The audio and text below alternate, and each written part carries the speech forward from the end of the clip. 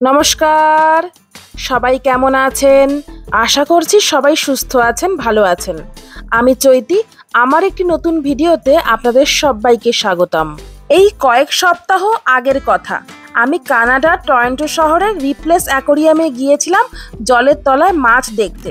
এই অ্যাকোরিয়ামটা জানেন তো বেশ বড়, আর বেশ অনেকক্ষণই টাইম লেগেছে এই পুরো অ্যাকোরিয়ামটা ঘুরতে। তাও ধরুন ওই কম সম করে 2.5 ঘন্টা তো লেগেইছে।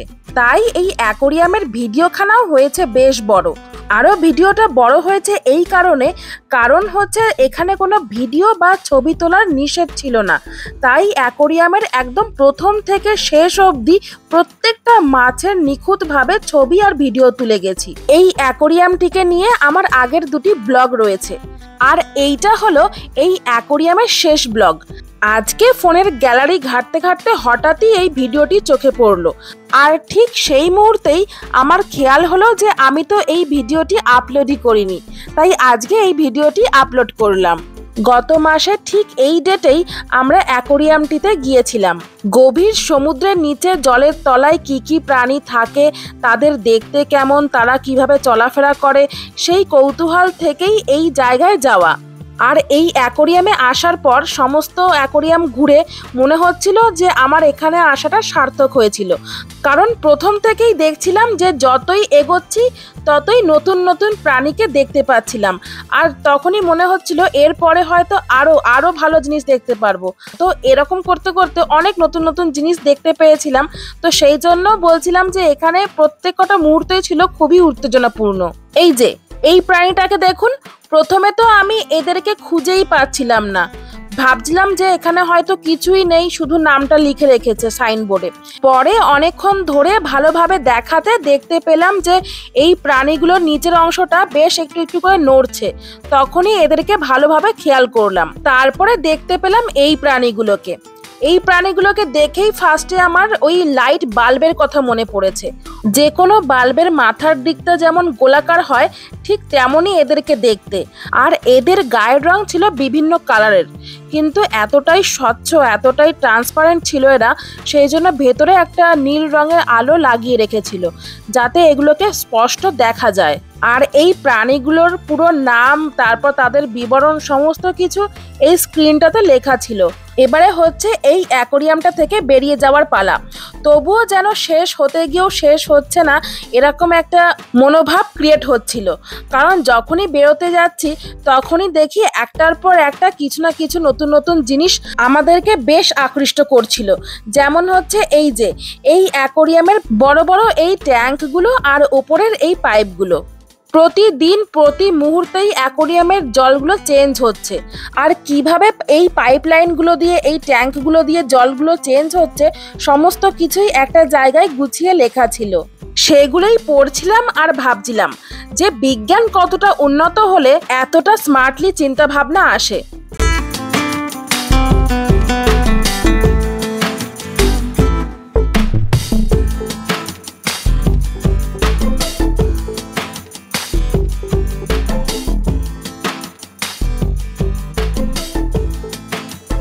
এই অ্যাকোরিয়ামের বেরোনোর জায়গাটায় এই পুরো জায়গাটা ছিল যে দর্শকদের বোঝানোর জন্য যে এই পুরো অ্যাকোরিয়ামটা কিভাবে চালানো হচ্ছে, কিভাবে অ্যাকোরিয়ামের জলগুলো প্রতিনিয়ত চেঞ্জ করা হচ্ছে, ফিল্টার করা হচ্ছে।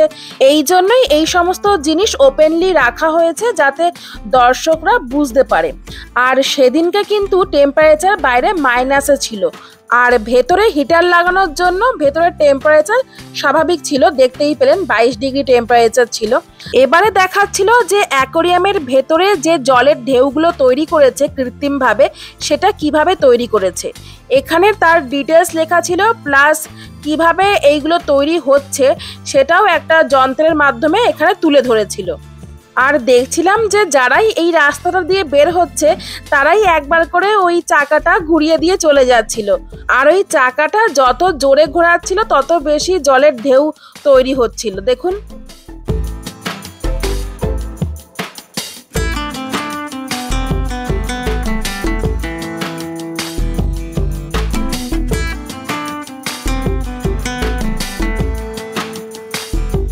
ব্যাস এবারে বেরিয়ে পড়লাম অ্যাকোরিয়ামের বাইরে।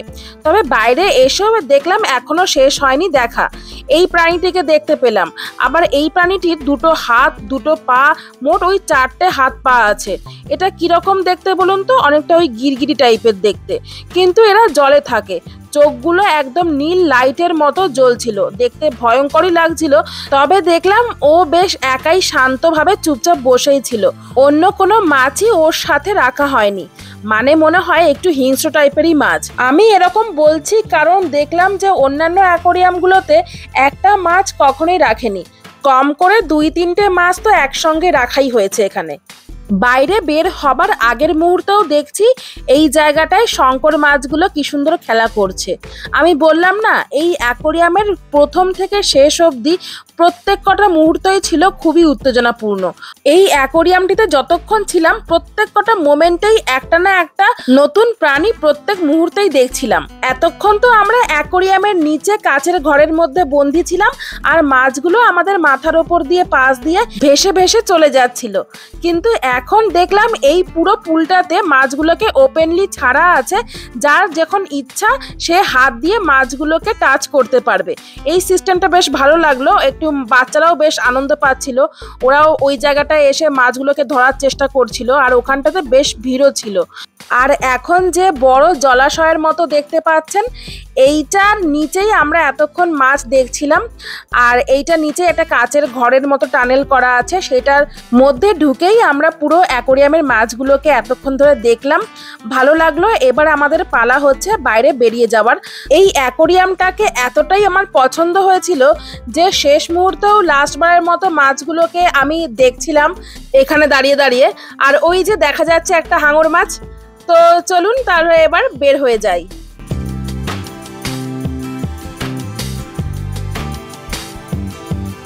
বাইরে বের হবার টাইমে দেখলাম যে দরজার কাছে এই স্ক্রিনটাতে দেওয়া ছিল যে এই অ্যাকোরিয়ামের এন্ট্রি প্রাইস কত।